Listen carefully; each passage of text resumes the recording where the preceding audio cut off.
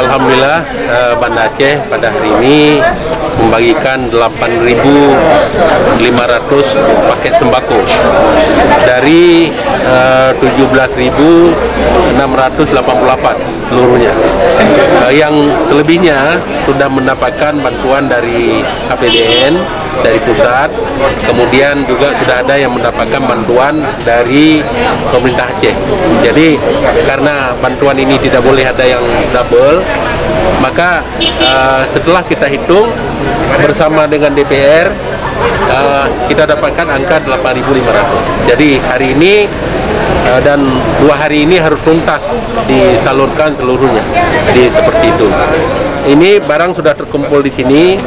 Nanti para kecil dengan camatnya akan mengambil barangnya, membawa ke desa masing-masing untuk disalurkan segera. Hari ini juga sudah mulai kita siapkan, yaitu berupa beras ya, 10 kg, telur dan gula pasir.